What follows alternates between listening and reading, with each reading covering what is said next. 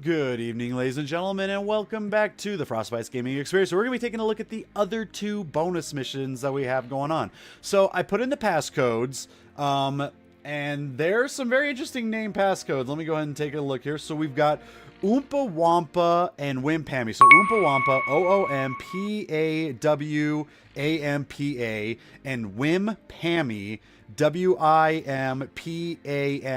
So putting in those two will unlock all of the bonus levels. Putting in one for whatever reason doesn't do it. It just would show Baker's Canyon and wouldn't show the other two.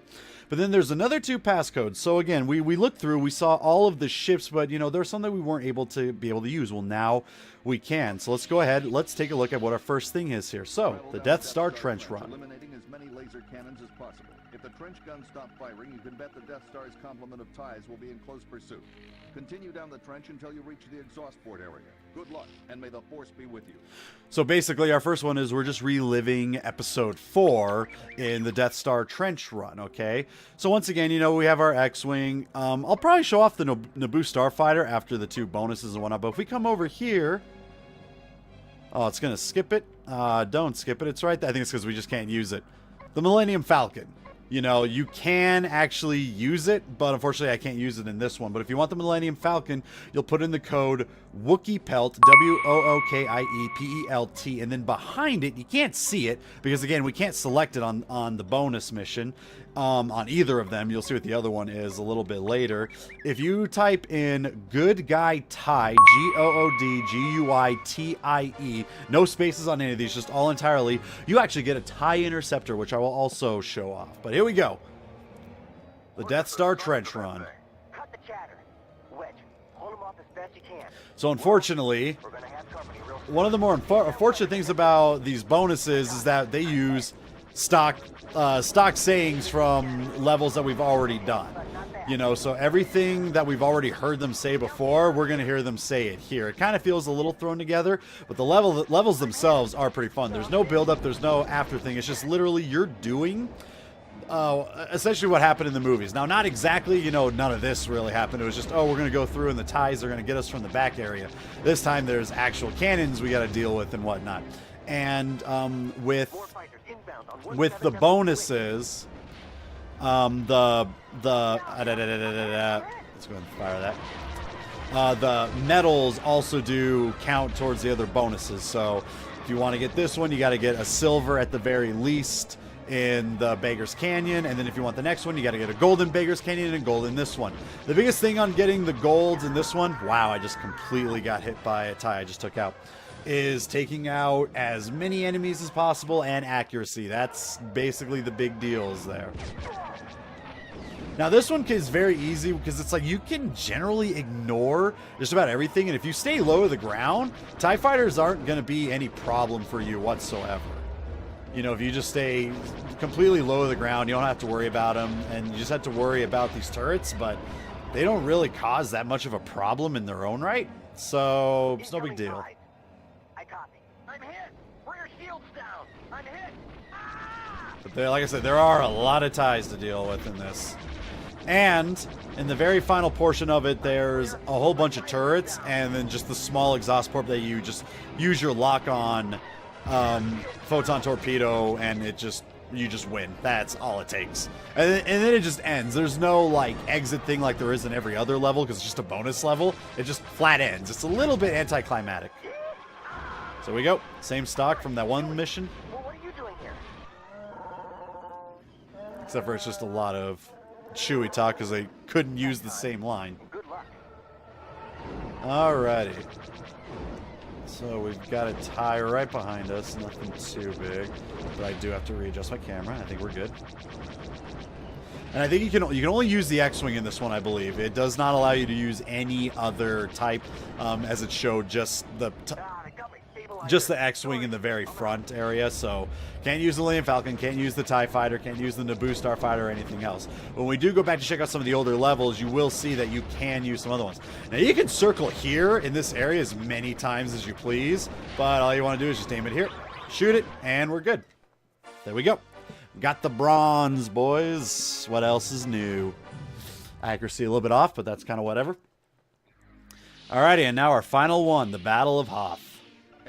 Experience the Battle of Hoth from the cockpit of your snowspeeder as you hold off Imperial forces and help the rebel transports escape. This one's also not too hard.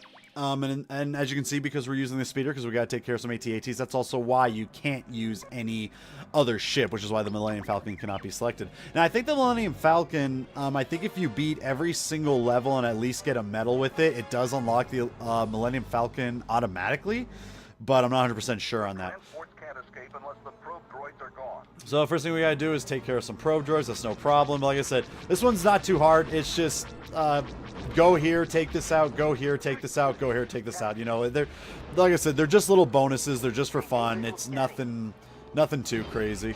This one's really funny though. It's really fun looking at that little, like, not even really polygon. It just feels like it's just two pieces of paper moving with one another. But anyways, we got to go help them out. So just got to go take out a couple AT-STs. And then we will have then, I think it's like 3 AT-ATs. What did I hit? I didn't hit anything. It just kind of went crazy on me. Let's see if we can dodge a bit. Taking a bit of damage there. These AT-STs don't really take a whole lot to take care of. And I think if the pilot dies, you actually insta-lose. But I could be wrong. And here we go. This is the last portion of it. Again, more stock phrases, unfortunately, but it's fine. So we got 3 AT-ATs to take care of. And using the same piano piece as the volcano level. Ugh, that volcano level will just forever be embedded in my mind of pure PTSD. So the only challenging part about the tow cables when it comes to taking out these two is the fact that they're right next to one another. And because of that, it can feel a little weird. Because if you go a little too far, like I almost did there, it'll just run right into the legs of the other one. But the one on the left eventually does get much further than the AT-AT on the right, so you're generally pretty okay to go. But you just got to take care of these 3 and then the 2 AT-STs in front of them. I think there's one more AT-ST in front of the other one.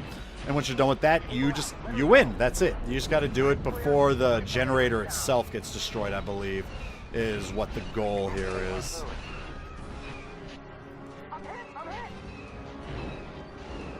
So, just going to get another triple circle in, and then we'll take care of the AT-STs, and we'll go around, take care of the last AT-AT, and that'll be it. We would have finished everything that we could do within the game, and I'll just showcase the other ships that you can use and just quick levels. Alright, so that's 2 AT-ATs down. Alright, I got to go around and take care of this one. Every single one of these stormtroopers is just getting lit up, it sounds like. Oh, those are our guys getting lit up, I guess. Alright, so we got an AT-ST over here. And then the final AT-AT. Now, the only difficulty about this AT-AT is the fact that it's in a really small area. Why didn't it activate? Okay, well, let's just circle around. Probably for the best. But yeah, we're in a smaller area, so it's going to feel a little bit tight, but it's not that difficult. Like, you'll probably skid on the snow a little bit, just like I did right there, but that's about it. And once we wrap up this guy, that'll be it. So yeah, the three bonus missions, they're not anything too huge. They're just little fun things to throw in there. Doing the trench run is fun. You know, and it feels, especially when you're a kid, it just feels so tense at first, especially the Battle of Hoth here, you know, because for whatever reason, using the speeders, going against, you know, AT-ATs, it just feels so tense as a kid. Not so much anymore, unfortunately. I don't get that last thrown in there. Don't do something like running off to Dagobah. I don't get why they felt like they had to throw that in there. So yeah, that's the entirety of the game. You know, those are our 3 bonus levels, and you know, I've showcased every other level. I showcased getting every single bonus within these levels. And again, the only thing I didn't really show off is how to get the golds in all of them, but that's something I've never really cared about when it came to this game, because again, as long as I had the passcode to unlock it anyways, there really was no point. So yeah, 19 levels in total, 3 of which are bonuses. And let's actually, because like I said, I do want to show off some of the other ships that you can use. So let's go ahead and do the ambush. As you can see, everything is now pretty much unlocked. You know, you can use an X-Wing, you can use the A-Wing, you can use the Boost Starfighter, you can also use the Millennium Falcon. And once you have the Millennium Falcon, you can see right in the back there, and I showcased it earlier, you press up with the Millennium Falcon, as I'm trying to. Why won't it let me? Pressing up. There we go. Now it's going through. And here is our TIE interceptor. Let's actually use this. So supposedly this is a TIE interceptor that supposedly the rebels captured, and then they just basically learned how to utilize it. And what I like about this game is, in the cutscenes, it even showcases whatever ship that you're using. So, let's have at it. So, you're really fast, and you got really fast cannons. So that's the best thing about it, you know, using this. But they have no shields. I just ran into him. That's very unfortunate. I do like the look of the cockpit in here, and you can just see, with like all the shots being fired, why there's such a pain to deal with in the actual game. Like, look at all that. But yeah, no shields, so you can get taken out relatively easily when you're using a TIE interceptor as opposed to using any other type of vehicle. So there's that. Now let's go ahead and just check out the other ones, because I don't want to go through the whole entirety of it. And this is what would happen if you got a full mission fail. If you died 3 times or just failed something entirely, it'll give you that. Let's go. I actually want to look at the Jade Moon. There we go, Jade Moon. Let's use the Millennium Falcon. Why not? Showcase what it can do. I haven't used the Millennium Falcon in a while, but the Millennium Falcon is really beefy. Big shields, a really good hold. It takes a while to take it down, and it has cannons on the top and on the bottom when it's attacking, so you can take care of enemies fairly easily. Not exactly sure what it has in terms of missiles. I know that the TIE Interceptor itself doesn't have any missiles. I don't think we get to see it in an opening cutscene, unfortunately, though. And if you want to go in the cockpit, it's really crazy because you only see like the right side of it, you know. They do have that nice little thrown in right there where if you do take some damage, you know, it is stated the fact that Han and Chewie probably won't be happy. So it's a little bit slower, but again, it's got double cannons, so you can attack underneath and above. And it's beefy. It'll take a beating, no problem. And it can go really fast, too.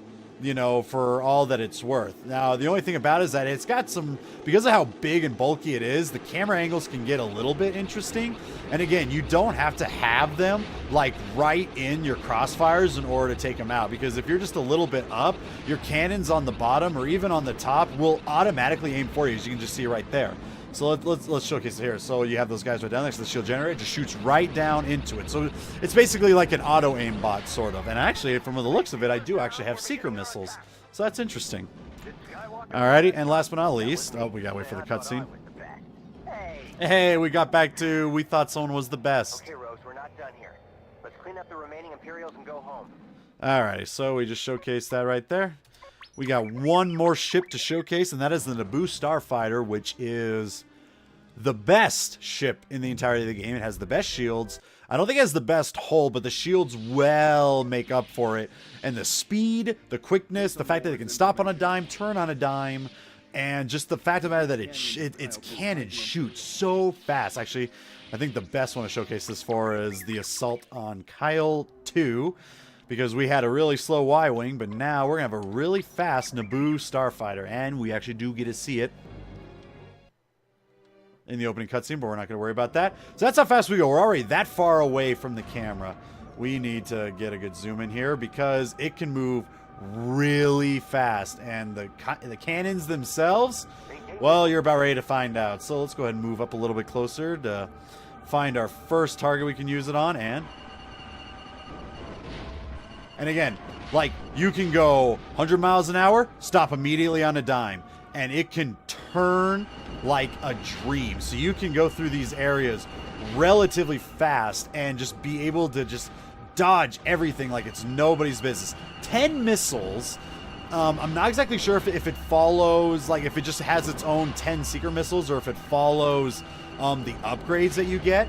But, I mean, just look at this thing. Oh my god. It is so much fun to utilize. And again, especially if you're looking for, you know, getting a lot of gold medals, this would probably be the ship that you would want to do it with. Just because of, A, the fact that, you know, all the shots are right in front. It's very, very accurate. and you can finish levels much quicker than you normally would. I actually kind of want to try and take this out. Let's see if we can do it. Oh, well, that's how fast we did it right there, boys. Oh, this is definitely one of my favorite ships ever. But anyways, yep, so that's going to do it, folks. You know, I just figured I'd go ahead and show off all of the ships that you can use within this game. Yes, game over. I did get a full game over because I abandoned missions 3 times. You know, apparently my Frosty account, which is, you know, the one that I first made, is one better than my YouTube account. I guess that's just fair and whatever. That's just the way it goes. But again, folks, I really do hope that you did enjoy. Once again, I'm at the main menu, so for whatever reason it doesn't show, but I do hope you enjoy. If you stuck with it throughout until the very end, this entire run of Star Wars Rogue Squadron. If you are interested in playing it, definitely look to get it on Steam, and I definitely recommend getting, I think it's called N-Slide. It is a program that'll run it in 1080p, so it looks as good as what looks on here. If you don't have it, you know, it doesn't look nearly as good, but I guess in some cases, people that want to feel more nostalgic about what it actually looked like when you played on an N64, it's a little bit closer to that. But if you want that, just get an N64 and, you know, get a cartridge of the game. It's still just as fun to play, and it's also easier to play it on an N64 controller anyways than it is on an Xbox 360 controller hookup, which is what I use to play for this Let's Play in its own right. I definitely recommend the N64 controller above all. But that's going to do it for this Let's Play, folks. I don't know what I'm going to be diving into next for a Let's Play. It's kind of a little bit up in the air at the moment, but again, because of how early it is that I'm recording these in relativity to when I'm uploading them on YouTube, chances are I'll figure it out before, you know, the end of this particular episode, but I've been rambling on way too much. Go get the game if you really want to try it, and if not, you know, hey, can't blame it. There's also Rogue Squadron 2 on the GameCube, which I don't have as much experience on. I might try and take a look at that sometime in the future, but it's not on Steam. But I've been talking way too long. You guys enjoy your evening, and I'll catch you guys in the next playthrough. See you guys then.